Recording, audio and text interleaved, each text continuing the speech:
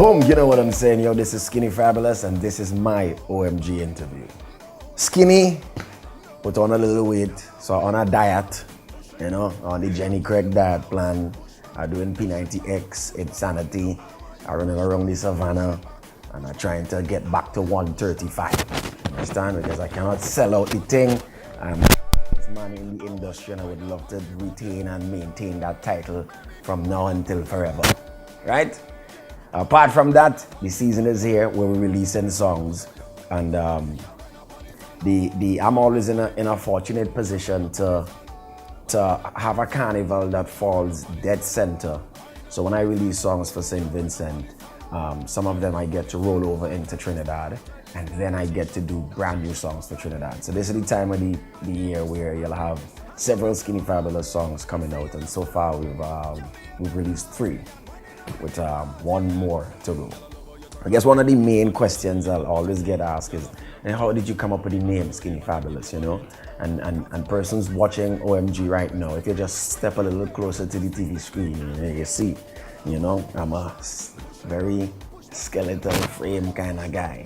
So the skinny was because I embraced my own skeletal frame. And I said, hey, yeah, I embrace it, and to the point where, growing up, that's one of the first things people would tell me. Yo, you so skinny. So you know what, let me tell you I'm skinny before you tell me I'm skinny, because I knew it, so you don't need to remind me. But except now that with music came the confidence to add the fabulous to it. You know what I mean? So eventually it was just skinny, and then it came to Skinny Fabulous, because even if I didn't have a fabulous product at the time, I aspired to be a fabulous writer, a fabulous musician, a fabulous performer. And now in 2017, I'm a bit of both. I'm still skinny, and I have some fabulous things going on in my career. But I started initially in dancehall music. I don't have one of those typical stories of starting in the church and feel I always wanted to sing. I stumbled upon music as a project in my classroom for writing about your mentors. We were all tasked with doing a poem. And instead of doing a poem, the music teacher at the time said, maybe you could sing yours, and if you want to be different. And I sang my poem and shelled out my whole classroom, and my head swelled, and I was the baddest thing in the classroom, and I felt like I needed to be the baddest thing in the school. And after I was the baddest thing in the school, I needed to be the baddest thing in my village, and then the country, and then the region, and right now I feel like the baddest thing in the world. That's my little history lesson coming to here. I am from St. Vincent and the Grenadines, one of the most beautiful places on earth. I have a lot of smaller islands. I think it's a total of 32. And if you ever have a chance and you have a little spare change and you need a proper vacation, you need to come to St. Vincent and the Grenadines. The best, we have everything over there. I grew up in Kingston really, but I'm originally from the leeward side of the island, a place called Chateaubriand.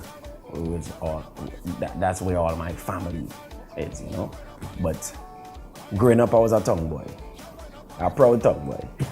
I just claim the leeward side because I feel like that's the more rutical side, and you'll get the best of what St. Vincent has to offer when you really enter the rural areas, But Vince is my home.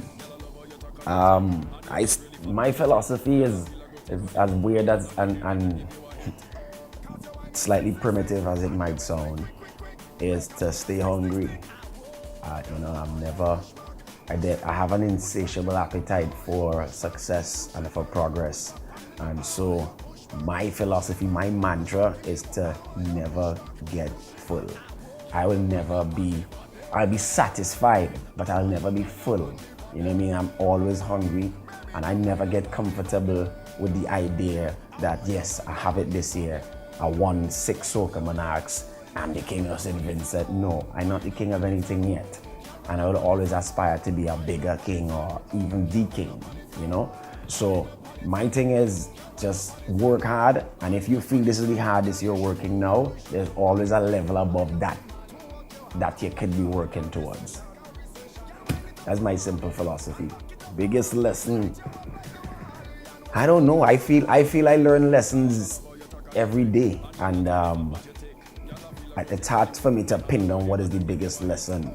And if we're talking about music in itself, is never be the judge of your own songs. Never be the judge of your own product. You know what I mean? Give the best product you can possibly give and let people assign it as a hit.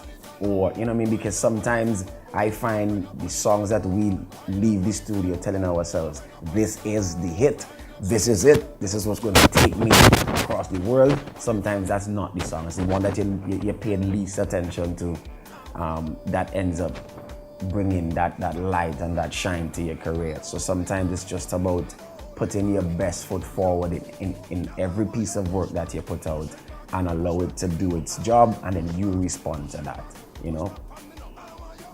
That's my music. That's my musical lesson, if we're talking music, you know? Life is a box of chocolates. I read that saw that in a movie. I never quite understood what it meant. But in life, I mean, my life changed dramatically when my daughter was born 7 years ago. And so I learned to stop and appreciate some of the finer things and some of the moments that, I mean, it's painful for me to say, but some of these moments that I want to enjoy, sometimes I don't get to enjoy because I'm on the road. But in life, I feel it's very important for you to stop and actually take in life for what it is and appreciate it as a gift, you know what I mean? And enjoy family and try to spend time with the people around you that matter and not just follow the hype, you know? So I think being a father allowed me to take in that process of life, you know? I mean, to keep it on the career path, Skinny Fabulous is about trying to expand the name as a brand. Not just a brand in music in terms of putting out songs, but there's also, I launched, my business partner and I launched a mass band last year called Oxygen, which was a very successful debut of a mass band. And so we're doing it again, and hopefully we plan to be around for the next couple of years to be the new face of mass in St. Vincent. And so the future is looking quite bright in terms of my business venture into mass production and so forth. Also, we have Black Rave, which is an event that I'm trying to take all over the globe, and I'm trying to bring some entrepreneurial element to the Skinny Fabulous brand. So just look out for the Skinny Fabulous branding everywhere. Hopefully I'll be in households across the region, internationally. That's the aim. You see, this is an old one for me, but an OMG moment for me was in 2010. I think it's one of the moments that stood out so much in my career, where I stepped onto a stage of facing a crowd of maybe 15,000 people. And the crowd response just on my run out was so huge that you felt the stage shaking. And this is just from audio. This is just a collective crowd, right? Pushing out such a sonically powerful energy that it shook the stage. And for a moment, everything slowed down for me. You know, it was like a wow. That was my biggest OMG moment. To the point where I couldn't even start the song on time because I was so taken aback by that energy from the crowd that shook the stage. You could feel the vibration in the stands, everything. That was my moment. And there's a song called Charge Up. I run out and I say like a package you will sell, and it was vibes. I was never able to replicate that moment ever. All right, my name is Gamal Doyle, Skinny Fabulous, 135 pounds of twisted steel, general from St. Vincent, and you have been watching my OMG interview. Please be sure to follow me on social media, Skinny Fabulous, Fabulous, not like the rapper Fabolo. You cannot spell. Again, is Skinny, Fabulous. You can find me on Instagram, Twitter, Facebook, YouTube. Just Google me and you'll find me. All right? Follow me today. All right? So until next time, this was my first OMG. Hopefully you'll see me next year and the year after, and I give you a a seasoned OMG man. OMG, SVG, TNT, bravo.